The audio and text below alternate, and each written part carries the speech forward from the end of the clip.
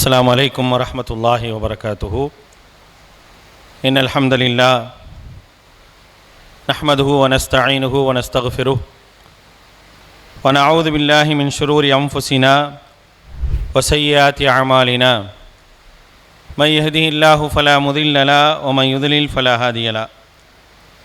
وأشهد أن لا إله إلا الله وحده لا شريك له وأشهد أن محمدا عبده ورسوله. اللهم صل على محمد وعلى آل محمد كما صليت على إبراهيم وعلى آل إبراهيم إنك حميد مجيد. اللهم بارك على محمد وعلى آل محمد كما باركت على إبراهيم وعلى آل إبراهيم إنك حميد مجيد.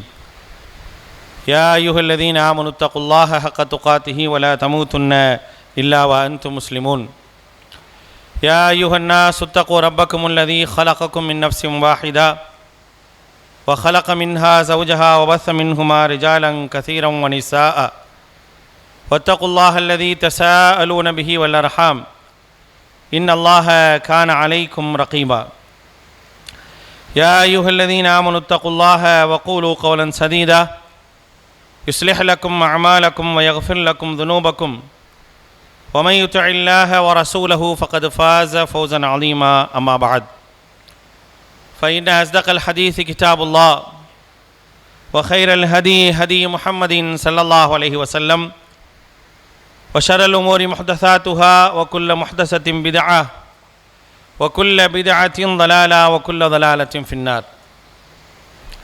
فقال الله تعالى في القرآن العظيم: أعوذ بالله من الشيطان الرجيم بسم الله الرحمن الرحيم وعاشروهن بالمعروف رب اشرح لي صدري ويسر لي أمري واحلل عقدة من لساني يفقهوا قولي. அளவற்ற அருளாளனும் நிகரற்ற பேரன்புடையவனுமாகிய எல்லாம் உள்ள அல்லாஹ்வின் திருப்பெயர் போற்றி அவனுடைய சாந்தியும் அருளும் அல்லாஹுடைய தூதர் முஹம்மது ஸல்லல்லாஹு அலைஹி வஸல்லம் அவர்கள் மீதும் அவர்களை பின்பற்றி வாழ்ந்த உத்தம சத்திய தோழர்கள் நல்லவர்கள் மீதும் இங்கே கூடியிருக்கக்கூடிய நம் அனைவர் மீதும் உண்டாகட்டுமாக. அன்பான சகோதர சகோதரிகளே, அல்லாஹுடைய அருளால் 4 நாட்களாக இந்த நிகழ்ச்சியை மிக சிறப்பான முறையில் ஏற்பாட்டாளர்கள் நடத்தி வருகின்றார்கள். அதனுடைய இறுதி தினத்திலே இங்கே இருக்கின்றோம். மார்க்க விஷயங்களை கற்றுத்தருவதற்காக 4 நாட்களை தேர்ந்தெடுத்து அதிலே முழுமையான உழைப்பு செய்வது என்பது இன்றைய காலகட்டத்தில் ஒரு ஆச்சரியமான ஒரு நிகழ்வாகத்தான் நாம் பார்க்க வேண்டும். ஏனெனில் இன்றைய சூழலில் மக்கள் எந்த விஷயத்தையும் முழுமையாக கேட்டு தெரிந்து கொள்வதற்கான நேரமில்லாதவர்களாக தங்களை மாற்றிக்கொண்டார்கள். எதையும் முழுசாக கேட்கறதுக்கு அவங்க நேரம் இல்லை. ஒரு விஷயத்தை சொன்னால் கூட அந்த விஷயத்தினுடைய டியூரேஷன் எவ்வளோ தூரம் இருக்குது அப்படிங்கிறத பார்க்குறாங்க. நீங்கள் ஒரு வீடியோ அனுப்புகிறீங்க அப்படின்னா அந்த வீடியோவினுடைய டியூரேஷன் கரெக்டாக 2.5 to 3 நிமிஷம் வரைக்கும் தான் இருக்கணும். அல்லது நீங்கள் வாட்ஸ்அப்பில் ஒரு மெசேஜ் அனுப்புகிறீங்க அப்படின்னா ரீட் மோர் அப்படின்னு வராத அளவுக்கு தான் அந்த மெசேஜ் இருக்கணும் அப்படிங்கிறத எதிர்பார்க்குறாங்க மக்கள்.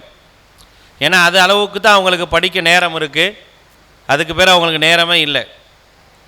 ஆனால் இந்த மாதிரி ஒரு சூழலில் ஒரு 4 நாட்கள் எந்த அளவுக்கு மக்கள் வருகின்றார்களோ அந்த அளவுக்கு வர வேண்டும் என்ற ஒரு நல்ல எண்ணத்தில் இந்த ஏற்பாடு செய்யப்பட்டு நடந்து கொண்டிருப்பதற்கு இந்த ஏற்பாட்டாளர்களுக்கு அல்லாஹ் ரப்புல் ஆலமீன் அதிகமாக அருள் செய்ய வேண்டும். அன்பானவர்களே, ஒரு அழகான ஒரு தலைப்பு, குறிப்பாக இங்கே இருக்கக்கூடிய தாய்மார்கள் அதிகமாக கவனிக்க வேண்டிய ஒரு தலைப்பு, மார்க்க வழிகாட்டலும் பெண்களுக்கான தலைமைத்துவமும் அப்படிங்கிற ஒரு தலைப்பு இங்கே தரப்பட்டிருக்கின்றது. முழுக்க முழுக்க பெண்கள் சார்ந்த ஒரு தலைப்பாகத்தான் இதை பார்க்க வேண்டும். குறிப்பாக இந்த சமூகத்திற்கு மேலாக வைக்கக்கூடிய மிகப்பெரிய ஒரு குற்றச்சாட்டுகளில் ஒன்று என்ன அப்படின்னா, பெண்களுக்கான எந்த ஒரு உரிமையும் இஸ்லாம் தருவதில்லை அப்படிங்கிற ஒரு குற்றச்சாட்டை பொத்தம் பொதுவாக என்ன செய்வாங்க, சொல்லிக்கிட்டே போவாங்க. எல்லாருமே அதை என்ன செய்வாங்க, போகிற போக்கில் சொல்லிட்டு போகக்கூடிய ஒரு நடைமுறையை நீங்கள் பார்க்கலாம். ஆனால் யதார்த்தம் என்ன என்று அவங்களுக்கு தெரியாது. இஸ்லாம் பெண்களுக்கான மகத்துவத்தையும் மகிமையையும் அவர்களுக்கான பொறுப்புகளையும் எப்படி தந்திருக்கின்றது என்பதை யாரும் படிக்க மாட்டார்கள், தெரிந்திருக்கவும் மாட்டார்கள். ஒருவேளை தெரிஞ்சிருந்தா கூட அதை சொல்கிறதுக்கு அவங்களுக்கு ரொம்ப கூச்சமாக இருக்கும். ஏன்னா இஸ்லாம் இப்படிப்பட்ட ஒரு வாய்ப்பை பெண்களுக்கு தந்திருக்குதா அப்படிங்கிற அந்த உண்மை என்றைக்குமே கசக்கும் பார்த்தீங்களா. அதனால் அதை சொல்வதற்கு என்ன செய்வாங்க அப்படின்னா கூச்சப்படக்கூடியவர்களாக இருப்பாங்க. உண்மையிலேயே இஸ்லாம் எவ்வளவு அழகான ஒரு மார்க்க வழிகாட்டலை, பெண்களுக்கான அவர்களுடைய உரிமையை எல்லாம் அவர்களுக்கான முக்கியத்துவத்தை தந்திருக்கு அப்படிங்கிறத நம்ம தெரிஞ்சுக்கணும். பொதுவாக என்ன சொல்லுவாங்க அப்படின்னா, ஆண்களுக்கு கீழாகத்தான் பெண்கள் இருக்கணும், அப்படி தான் இஸ்லாம் வைக்குது, அவர்களுக்கான எந்த விதமான உரிமையோ அவர்களுக்கான ஒரு பங்கையோ தர்றதே இல்லை அப்படிங்கிற மாதிரியான ஒரு குற்றச்சாட்டுகளை வைப்பதை நாம் தொடர்ச்சியாக பார்த்துட்டு இருக்கிறோம். அப்படிலாம் இல்லைன்னு சொன்னோம் அப்படின்னா டக்குன்னு ஒரு கேள்வியை முன் வைப்பாங்க. என்ன கேள்வியை முன் வைப்பாங்கன்னா, அப்போ ஏன் பெண்கள்லேருந்து இறை தூதர் வரல, ஆண்கள்லேருந்து தானே வந்திருக்கிறாங்க, பெண்கள்லேருந்து ஏன் இறை தூதர் வரல அப்படிங்கிற ஒரு கேள்வி என்ன செய்வாங்க அப்படின்னா முன்வைக்கக்கூடியவர்களாக இருப்பாங்க. அந்த கேள்வியை முன் வச்சுட்டு அவங்க என்ன நினச்சிக்கிறாங்கன்னா, பெரிய ஒரு அறிவாளித்தனமான ஒரு கேள்வியை நம்ம கேட்டுட்டோம் அப்படிங்கிற ஒரு இருமாப்பு வேற அவங்களுக்கு வந்துடும்.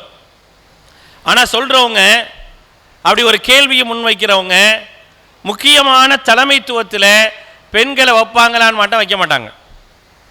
ஏன் வைக்க மாட்டாங்க? அந்த பேடனை அவங்களால தாங்க முடியாது, அந்த சுமையை அவர்களால் தாங்க முடியாது. அதனால் எல்லா பொறுப்புகளையும் பெண்கள் மீது திணித்து விட முடியாது என்று என்ன செய்வாங்க, அவங்களே பதில் சொல்லுவாங்க. அப்படி ஒரு பதிலை வைத்து தான் என்ன செய்கிறாங்க அப்படின்னா நம்மை குறை சொல்லக்கூடியவர்களாக இருக்கிறாங்க. மார்க்கம் பெண்களுடைய விஷயத்தில், அவர்களுக்கான பொறுப்பினுடைய விஷயத்தில் எந்த அளவிற்கு அவர்களுக்கான தகுதியை நிர்ணயித்து கொடுத்திருக்கு அப்படிங்கிறத திருமறை குர்ஆனிலும் பார்க்கலாம். அதே போல அல்லாஹுடைய தூதர் ஸல்லல்லாஹு அலைஹி வஸல்லமுடைய வழிகாட்டலிலும் நம்ம பார்க்கலாம். பெண்களை எப்படி வச்சிருக்குது இஸ்லாம், ஒரு தலைமைத்துவத்திற்கு உறுதுணையாக பெண்கள் தான் இருக்க முடியும் என்பதை வரலாற்று ரீதியாக இஸ்லாம் என்ன செஞ்சிருக்கு அப்படின்னா ப்ரூவ் பண்ணி காட்டியிருக்குது.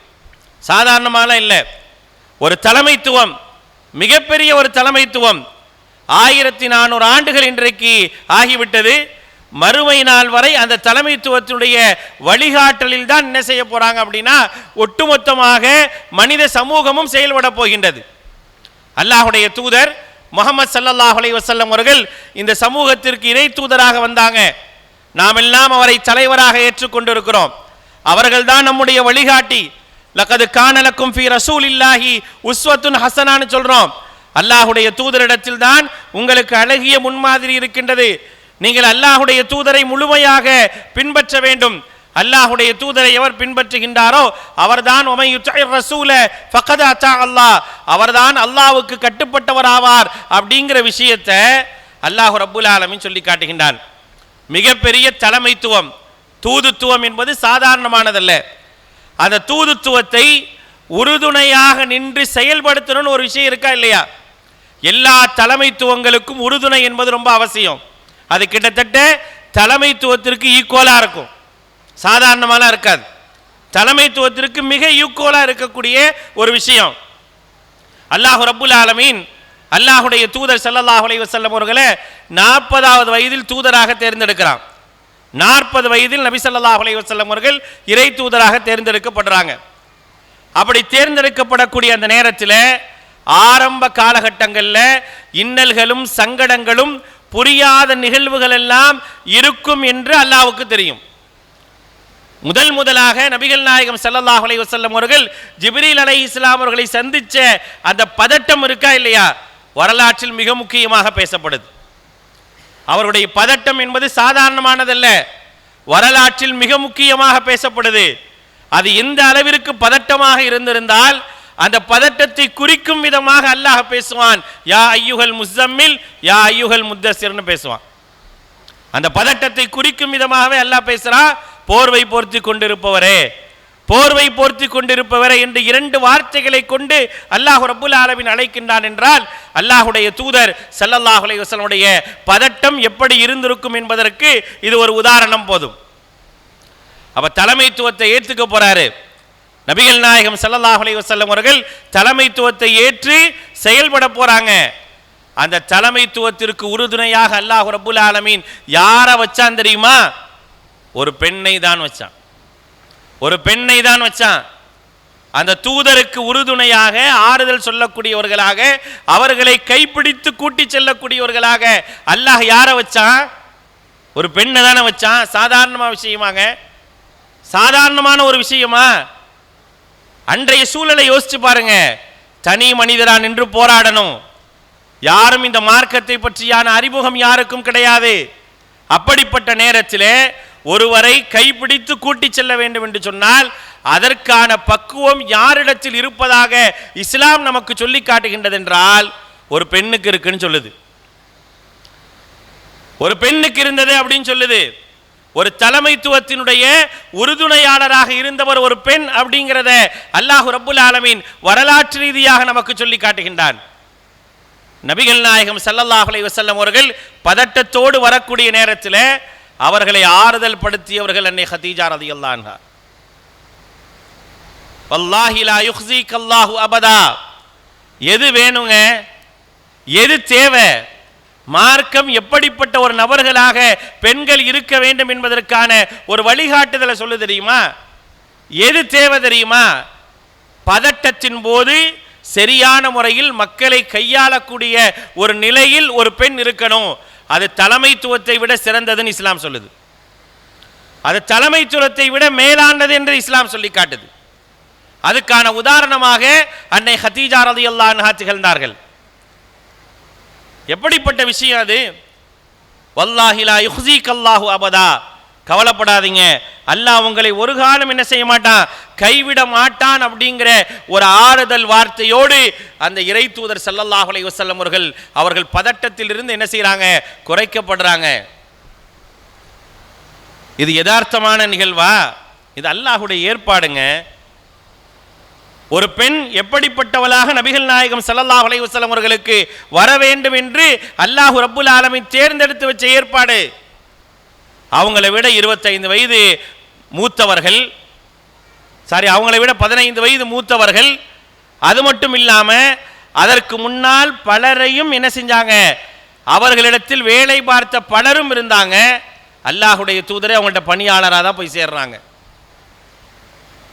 அப்படிதான் இருந்தாங்க. பல வியாபாரங்களை செய்தவங்க, மக்கமா நகரில் ஒரு உயரிய சாம்ராஜ்யத்திலே இருந்தவர்களில் பெயர் சொல்ல வேண்டும் என்று சொன்னால் அன்னை ஹதீஜா ரலியல்லாஹு அன்ஹாவை தான் சொல்லணும். அப்படிப்பட்ட ஒரு நபராகத்தான் அன்னை ஹதீஜா ரலியல்லாஹு அன்ஹா இருந்தாங்க.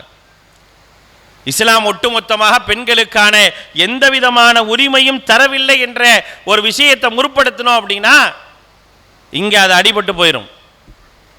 யோசிச்சு பாருங்க. அங்கே அல்லாஹ் ரப்புல் ஆலமீன் அல்லாஹுடைய தூதருக்கு யார் வேணும்னு டிசைட் பண்ணுறான், யார் இருக்கணும்னு முடிவு பண்ணுறான் அல்லாஹ். அப்போ ரொம்ப ரொம்ப பக்கத்தில் இருக்கிறவங்க யார் அப்படின்னா அந்த தலைவருக்கு பக்கத்தில் இருப்பவராக யார் இருக்க வேண்டும் என்று சொன்னால் அவர் அவருடைய மனைவியாகத்தான் இருக்கணும். அவர்தான் அந்த தலைவரோடு உறுதுணையாக நிற்பார் அப்படிங்கிற ஒரு தலைமைத்துவத்தை இஸ்லாம் கொண்டு வருது. அந்த தலைமைத்துவம் தான் சரியாக இருக்கும்னு சொல்லுது. உனக்கு மேல் ஒரு தலைமையில் இருப்பார், அந்த தலைவருக்கு நீ பொறுப்பானவராக நடந்து கொள்ள வேண்டும் என்ற ஒரு அடிப்படையில் தான் பெண்களுக்கான தலைமைத்துவத்தை மார்க்கம் நிர்ணயிக்கின்றது. நீங்க பாருங்க, கணவன் மனைவி அப்படிங்கிற விஷயத்தை அல்லாஹ் ரப்புல் ஆலமீன் பேசும்போது பெண்களுக்கான அந்த தலைமைத்துவத்திற்கான வழிகாட்டல் அல்லாஹ் சொல்லி தரலையா? குல்லுக்கும் ராயின் வ குல்லுக்கும் மஸ்ஊலுன் அன் ரஅய்யத்திஹி. நீங்கள் ஒவ்வொருவரும் பொறுப்பாளர்கள், உங்களுடைய பொறுப்பை பற்றி விசாரிக்கப்படுவீர்கள் அப்படின்னு சொல்லிட்டு அல்லாஹ்வுடைய தூதர் ஸல்லல்லாஹு அலைஹி வஸல்லம் சொன்னாங்க, வர் ரஜுலு ராயின் அன் பைத்திஹி, வர் ரஜுலு ராயின் அன் பைத்திஹி. ஒரு ஆண் இருக்கின்றானே தன்னுடைய வீட்டிற்கு பொறுப்பாளியாக இருக்கின்றான். பெண்ணை பத்தி பேசுறாங்க பாருங்க. பெண்ணை பற்றி பேசுகிறாங்க.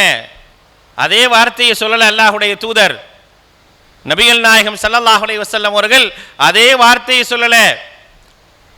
அவர்கள் அந்த தலைமைக்கு ஈக்குவலான ஒரு பொறுப்பில் இருக்கிறாங்க. அந்த பொறுப்பில் சில நேரங்களில் தலைவரை விட அதிகமான பணியை சுமக்கக்கூடியவர்களாக இருப்பாங்க. அப்படிப்பட்ட பொறுப்பாளர்களாக, அப்படிப்பட்ட ஒரு தலைமைத்துவம் உள்ளவர்களாக நாம் பெண்களை வைத்திருக்கோம் இஸ்லாம் சொல்லுது. வல் மர்அத்து ராஇயத்துன் அன் பைத்தி ஜௌஜிஹா வ அவுலாதிஹா. அல்லாஹ்வுடைய தூதர் ஸல்லல்லாஹு அலைஹி வஸல்லம் சொன்னாங்கல்ல, ஒரே மாதிரி கொண்டு வராங்க. பொறுப்பாளர்களை பற்றி பேசுறாங்க. ஆணுக்கு பயன்படுத்தக்கூடிய வார்த்தையை பாருங்க, பெண்ணுக்கு பயன்படுத்தக்கூடிய வார்த்தையை பாருங்க. அந்த செய்தியினுடைய ஆழத்தை யோசிக்க வேண்டும். அப்ப ஒரு பெண் கணவன் இல்லாத நேரங்களிலே அல்லது கணவனுக்கான அந்த பொறுப்புகளை சுமக்கக்கூடிய நேரத்தில் அவளுக்கான பண்பு என்பது மிக உயர்வானது அப்படிங்கிற ஒரு கட்டளையை அல்லாஹ்வுடைய தூதர் ஸல்லல்லாஹு அலைஹி வஸல்லம் அவர்கள் மிக அழகான முறையில் சொல்லி காட்டுறாங்க. அப்படி சொல்லும்போது அவர்கள் பயன்படுத்தக்கூடிய வார்த்தை தான் வல் மர்ஆ ராஇயத்துன் அன் பைத்தி ஜௌஜிஹா வ அவுலாதிஹா அப்படிங்கிறாங்க. ராஇயா பொறுப்பாளியாக இருக்கின்றாள். ஒரு ரஜுலு ராயின்னு சொன்னாங்கல்ல, ஒரு குடும்பத் தலைவர் அன் பைத்திஹி தன்னுடைய குடும்பத்திற்கு வீட்டிற்கு பொறுப்பாளியாக இருக்கின்றால் அதே வார்த்தையை பயன்படுத்தாம அந்த வீட்டில் உள்ள விஷயங்களையும் சேர்ந்து சுமக்கக்கூடிய ஒரு பண்பு, ஒரு பொறுப்பு யாருக்கு இருக்கு அப்படின்னா அது பெண்ணுக்கு தான் இருக்கு. அது பெண்ணுக்கு தான் இருக்குது. அந்த பெண் தான் அதை சுமக்க முடியும். அப்படிப்பட்ட ஒரு ஆற்றலை அல்லாஹ் ரப்புல் ஆலமீன் பெண்ணுக்கு கொடுத்திருக்கான் அப்படின்னா அது எவ்வளவு பெரிய ஒரு தலைமைத்துவம் யோசிச்சு பாருங்க. இங்க எல்லாம் எப்படி பேசப்படுது அப்படின்னா, பொதுவாகவே எந்த அடிப்படையில் இன்றைக்கு சொல்றாங்க அப்படின்னா அர் ரிஜாலு கவ்வாமூன அலன் நிசா, ஆண்கள் பெண்ணை நிர்வகிக்கக்கூடியவர்கள். ஆமா, அதான் யதார்த்தம், அப்படிதான் இருக்க முடியும். அதை தாண்டி ஒரு பெண் ஆணை நிர்வகிக்கக்கூடியவளாக இருக்க முடியாது. அப்படி இருந்தா பிரச்சனைகள் வரும், சங்கடங்கள் வரும், அங்கே மிகப்பெரிய குழப்பங்கள் ஏற்படும். எல்லாம் யதார்த்தம் தான். ஒரு குடும்பத்தை யோசிங்க. ஒரு குடும்பத்தில் ஆணுடைய பொறுப்பை எல்லாம் ஒரு பெண் சுமக்கக்கூடியவளாக மாறினாள் என்று சொன்னால் அந்த குடும்பத்தினுடைய சூழலை சற்று யோசித்து பார்க்கணும். அந்த குடும்பத்துடைய சூழலை யோசிச்சு பாருங்க. அந்த குடும்பத்தில் நிம்மதி இருக்காது, அந்த குடும்பம் குடும்பமாக இருக்காது. அந்த நிர்வாகத்தினுடைய மிகப்பெரிய ஒரு சீர்கேட்டை பார்க்கலாம், குடும்பமே சிதைஞ்சு போயிடும். அதற்கான யதார்த்தத்தை இஸ்லாம் சொல்லி காட்டுது. இவங்களுக்கு இருக்கக்கூடிய சில தனித்துவங்கள் பெண்களுக்கு இருக்காது. ஆனால் அதுக்காக அவர்களுக்கு எந்த விதமான தனித்துவமற்றவர்கள் அப்படின்னு சொல்லி இஸ்லாம் தூக்கி எறிஞ்சிட்டு போகுதா? அப்படி ஒரு நிலைமையில் அவங்கள வச்சிருக்கா அப்படின்னா அப்படிலாம் வைக்கல. அவர்களுக்கென்று சில பணிகளை கொடுக்குது. அதில் அவர்கள்தான் பொறுப்பாளர்கள் என்று சொல்லுது. அவர்கள்தான் அதை முன்னிறுத்தி செயல்படுத்தக்கூடியவர்கள் என்று சொல்லுது. எந்த அளவுக்கு சொல்லுதுங்க? ஒரு கணவனுடைய குடும்பத்தை, கணவனுடைய பொருளாதாரத்தை பாதுகாக்கக்கூடியவளாக ஒரு பெண் இருக்க வேண்டும் என்று சொன்னால் இதை விட ஒரு மிகப்பெரிய பொறுப்பு என்ன இருக்க முடியும்? ஒரு பெண்ணுக்கு என்ன இருக்க முடியும்? அப்படி ஒரு பெண் இருந்தால் அந்த பெண் சொர்க்கம் செல்ல நான் பொறுப்பேற்றுக் கொள்கின்றேன் என்று அல்லாஹ்வுடைய தூதர் ஸல்லல்லாஹு அலைஹி வஸல்லம் சொல்றாங்க. அப்படின்னா அந்த பெண்ணுக்கான உயரிய பண்புகள் எப்படி தரப்பட்டிருக்கு அப்படிங்கிறத யோசிக்கணும். ஆக அன்பான தாய்மார்களே, சகோதரிகளே, குறிப்பாக இந்த நிகழ்ச்சியில் பங்கு பெற்றிருக்கக்கூடிய பெண்கள் யோசிக்க வேண்டிய விஷயம் ஒன்று இருக்குது. நம்ம வளரக்கூடிய, நம்ம பார்க்கக்கூடிய, நம்ம சுற்றி இருக்கக்கூடிய சமூகத்தில் எல்லாம் உங்கள் மீது வைக்கக்கூடிய பார்வை தவறான பார்வையாக இருந்தால் அவர்களிடத்தில் இந்த விஷயத்தெல்லாம் எடுத்து சொல்லுங்க. உங்களுக்கு எந்த விதமான முன்னுரிமையும் கிடையாது, நீங்கள் சுதந்திரமற்றவர்களாக வைக்கப்பட்டிருக்கிறீங்க அப்படின்னு சொல்லும் போது அவர்களிடத்தில் சொல்ல வேண்டிய விஷயம் என்ன? எங்களுக்கான வழிகாட்டலை எங்கள் மார்க்கம் மிக அழகாக நேர்த்தியாக தந்திருக்கின்றது, அதை நீங்கள் பாருங்கள் என்று உதாரணத்தோடு சொல்லுங்க. இஸ்லாமிய சமூகத்தினுடைய சாம்ராஜ்யத்தின் தலைவராக இருந்த முஹம்மது நபி ஸல்லல்லாஹு அலைஹி வஸல்லம் அவர்களுக்கு உறுதுணையாகவும் ஆலோசனை சொல்லக்கூடிய தலைமை பீடத்தில் இருந்தவர்கள் அவர்களுடைய மனைவிமார்கள் என்பதை நீங்கள் அழுத்தம் திருத்தமாக பதிவு செய்யுங்க. பெண்களை இஸ்லாம் வெறும் அடிமைத்தனமாக வச்சிருந்துச்சா? அவர்களுக்கு எந்த விதமான பொறுப்பையும் எந்த விதமான சுதந்திரத்தையும் தராத நிலையிலே அவர்கள் வைக்கப்பட்டார்களா என்று யோசித்து பார்க்க வேண்டும். ஆலோசனையை மேற்கொள்வதற்காக ஒரு ஆலோசிக்கக்கூடிய இடத்துல அல்லாஹ் ரப்புல் ஆலமீன் பெண்களை முற்படுத்துறான். ஆலோசனைங்கிறது எவ்வளோ பெரிய விஷயம், ஒரு ஆலோசனை தருவது என்பது எவ்வளோ பெரிய விஷயம். ஒவ்வொரு காரியங்களிலும் ஆலோசனை செய் அப்படின்னு மார்க்கம் சொல்லி காட்டுது. அது குடும்பமாக இருந்தாலும் சமூகமாக இருந்தாலும் எப்படிப்பட்ட நிலையில் இருந்தாலும் வஷாவிருகும் ஃபில் அம்ர், அவர்களோடு ஆலோசனை பெற வேண்டும் அப்படிங்கிற ஒரு வழிகாட்டுதலை இஸ்லாம் நமக்கு சொல்லி காட்டுகின்றது. அந்த ஆலோசனையில் நபிகள் நாயகம் ஸல்லல்லாஹு அலைஹி வஸல்லம் அவருடைய முக்கியத்துவத்தை பாருங்க. எந்த அளவிற்கு முக்கியத்துவப்படுத்தப்படுறாங்க? யாரு?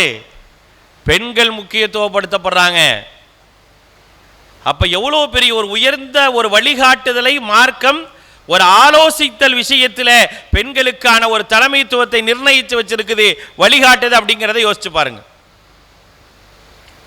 நபிகள் நாயகம் ஸல்லல்லாஹு அலைஹி வஸல்லம் அவர்கள் ஹிஜ்ரி 6ஆம் ஆண்டு ஹுதைபியா உடன்படிக்கைக்கு செல்றாங்க. எல்லாத்துக்கும் தெரிந்த ஒரு நிகழ்வு தான். ஹுதைபியா உடன்படிக்கைக்கு போறாங்க. அதாவது உம்ராவுக்காக போறாங்க, போக முடியாம ஆகுது. அங்கே ஹுதைபியா என்ற இடத்துல என்ன செய்யுது அப்படின்னா உடன்படிக்கை ஏற்படுது. அந்த உடன்படிக்கையெல்லாம் முடிஞ்ச உடனே ஒரு விதமான ஒரு அசாதாரணமான ஒரு நிலை, அங்கே ஒட்டுமொத்தமான சஹாபாக்களுக்கு மத்தியில் ஒரு அசாதாரணமான ஒரு நிலை அங்கே இருக்குது. என்ன செய்யறதுனே தெரியல. உமர் கோபத்தோடு இருக்கிறார், சஹாபாக்கள் எல்லாம் முகத்தை திருப்பி கொண்டு இருக்கிறாங்க. அந்த மாதிரியான ஒரு நிலை அங்கே இருக்கின்றது. இருக்கக்கூடிய அந்த சந்தர்ப்பத்தில் நபிகள் நாயகம் ஸல்லல்லாஹு அலைஹி வஸல்லம் அவர்கள் ஆலோசனைக்காக முற்படுத்தியது யாரை அப்படிங்கிறத யோசிக்கணும். ரொம்ப இக்கட்டான ஒரு தருணமுங்க, சாதாரண தருணம்லாம் கிடையாது. இக்கட்டான ஒரு சூழ்நிலை. நானே டென்ஷனாக இருக்கிறேன், நீ வேற ஏமா தொந்தரவு பண்ணுற அப்படின்னு சொல்லி கணவன்மார்கள் மனைவியை சாதாரணமாக தள்ளிவிட்டு செல்லக்கூடிய ஒரு ஏதேச்சதிகார மனப்போக்கு என்பது இன்றைக்கு ஆண்களிடத்தில் இருக்கும். நிறைய ஆண்களிடத்தில் அதை பார்க்கலாம். நம்மளே அது விதிவிலக்கு இல்லாமல் கூட இருக்கலாங்க. நம்மள்கிட்ட கூட அப்படி இருக்கலாம். என்னங்க அப்படின்னு கேட்டால், உனக்கு என்ன, உனக்கு சொன்னால் புரிய போகுது, பேசாமல் இருக்க மாட்டியா, நானே பல தலைவலியில் இருக்கிறேன், நீ ஏன் என்கிட்ட இதை கேட்குற அப்படின்னு சொல்லி பெண்களை தட்டிவிடக்கூடிய அளவிற்கான ஒரு ஏதேச்சதிகார போக்கு நம்மள்கிட்ட கூட இருக்கலாம்.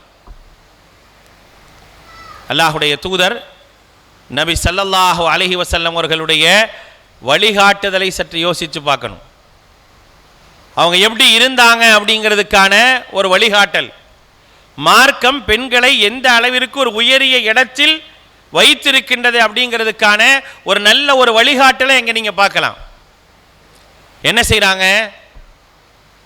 அல்லாஹுடைய தூதர் ஸல்லல்லாஹு அலைஹி வஸல்லம் நேராக வந்தது யார்கிட்ட தெரியுமா? என்ன முடிவெடுக்கனே தெரியாத ஒரு சூழலில் இருக்கிறாரு ஒரு தலைவர், ஒரு இறை தூதர். அந்த இறை தூதர் யாரிடத்தில் வந்தார் என்றால் அவருடைய மனைவியான உம்மு சலமா ரலியல்லாஹு அன்ஹா தான் வராங்க. உம்மு சலமா ரலியல்லாஹு அன்ஹா கேட்குறாங்க, சூழலை சொல்கின்றார்கள், சூழ்நிலையை சொல்றாங்க, என்ன மாதிரி இருக்கு அப்படிங்கிற ஒரு சூழ்நிலையை சொல்லி என்ன செய்யறாங்க, என்ன செய்யலான்னு கேட்குறாங்க. சில நேரங்களில் கேட்போம், சில நேரங்களில் கேட்குற மனநிலை இருக்கும், ஆனால் அதை இம்ப்ளிமெண்ட் பண்ண மாட்டோம். யார்கிட்ட கேட்டு? வீட்டுக்காரமாட்ட கேட்டு. கேட்குறதெல்லாம் ஓகே, இதை போய் நம்ம சொல்லி நடக்கலைன்னு வச்சுங்களேன், இவ பேச்சை கேட்டோன்னு ஆகிறதுக்கு பதிலாக பேசாமல் இருந்துடலாமே அப்படின்னு யோசிப்போம். இதுதான் ஆணுடைய மனநிலை. அந்த ஒரு ஏதேச்சதிகார மனநிலை இருக்கக்கூடாதுன்னு இஸ்லாம் சொல்லுது. அதுவே பெண்களுக்கு தரக்கூடிய முக்கியத்துவத்துடைய வெளிப்பாடாக நீங்க பார்க்கலாம். அப்ப இங்க பாருங்க, அல்லாஹுடைய தூதர் ஸல்லல்லாஹு அலைஹி வஸல்லம் ஆலோசனை கேட்குறாங்க, விஷயத்தெல்லாம் சொல்றாங்க. சொன்ன உடனே அவங்க ஆலோசனை சொல்றாங்க. அப்படியா? அப்படி என்றால் நீங்க என்ன செய்யுங்க, முதலில் உங்களுடைய பழிப்பிராணியை நீங்கள் அருங்கள். உங்களுடைய படிப்பிராணியை நீங்கள் அருங்க, அதுக்கப்புறம் உங்களுடைய தோழர்கள் அவர்களுடைய படிப்பிராணிகளை உங்களை தொடர்ந்து அறுத்துருவாங்க, அதை செய்யுங்கன்னு ஆலோசனை கொடுக்குறாங்க உம்மு சலமா ரலியல்லாஹு அன்ஹா. அந்த ஆலோசனை தரப்படுது. அல்லாஹுடைய தூதர் ஸல்லல்லாஹு அலைஹி வஸல்லம் அவர்கள் அந்த ஆலோசனையை ஏற்று அப்படியே நடைமுறைப்படுத்துகின்றார்கள். அவங்க ஆலோசனை அப்படியே ஏற்றுக்கொள்ளப்படுது. அவங்க அப்படியே செய்கிறாங்க. செஞ்சா அவங்க சொன்ன மாதிரியே நடக்குது. எவ்வளோ பெரிய புரிதலும் அறிவும் அவர்களுக்கு இருக்கு அப்படிங்கிறதுக்கு இது உதாரணம். அதனால தான் இஸ்லாம் அவர்களை நீங்கள் என்ன செய்யுங்க, ஒரு குறிப்பிட்ட முக்கியத்துவத்தை அவர்களுக்கு தாங்க, அதுக்கான முக்கியத்துவம் பெண்களுக்கு கொடுத்தே ஆக வேண்டும் என்ற ஒரு நிலையை சொல்லி காட்டுகின்றது. இப்படியாக தலைமைத்துவத்தினுடைய அடிப்படையில் பெண்களுக்கான உரிமைகள் என்ன அப்படிங்கிறத மார்க்கம் வழிநெடுகிலும் வரலாற்றினுடைய எல்லா சந்தர்ப்பங்கள்லையும் நமக்கு சொல்லிக்கிட்டே வருதுங்க. இறுதியாக ஒரே ஒரு செய்தியை சொல்லி நான் என்னுடைய உரையை முடித்துக் கொள்கின்றேன். அதுவும் அல்லாஹுடைய தூதர்கிட்ட தான் நான் வரேன். ஏன் அப்படின்னா, ஒரு மாபெரும் தலைமை அவங்க தான், ஒரு மாபெரும் தலைமை அவங்க தான். அந்த தலைமையிலிருந்து தான் நீங்களும் நானும் படிப்பினை பெற வேண்டும். அந்த தலைமை தான் உங்களுக்கும் எனக்குமான முன் உதாரணம், முன்மாதிரி. அப்ப அதே தலைமையிடத்தில்தான் நாம் வர வேண்டும். அப்படி அல்லாஹுடைய தூதர் ஸல்லல்லாஹு அலைஹி வஸல்லம் அவர்கள் அவர்களுடைய மரணத்திற்கு பிறகு முக்கியமான செய்திகளை எல்லாம் மக்களுக்கு கொண்டு செலுத்த வேண்டும் என்பதற்காக தான் மிக நெருக்கமாக இறுதி நேரத்தில் தான் இருக்க ஆசைப்பட்ட இடம் அன்னை ஆயிஷா ரலியல்லாஹு அன்ஹா வீடு. அன்னை ஆயிஷா ரலியல்லாஹு அன்ஹா வீடு.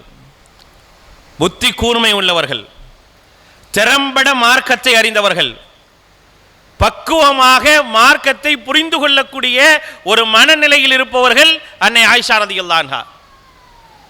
அவங்களுக்கு உதாரணம் சொல்லணும்னா மிக அழகான ஒரு உதாரணம் சொல்லலாம். ஹிஜ்ரி 6ஆம் ஆண்டு அவர்களை பற்றியான ஒரு அவதூறு பரப்பப்படக்கூடிய நேரத்தில் ஊரெல்லாம் பேசப்படுது.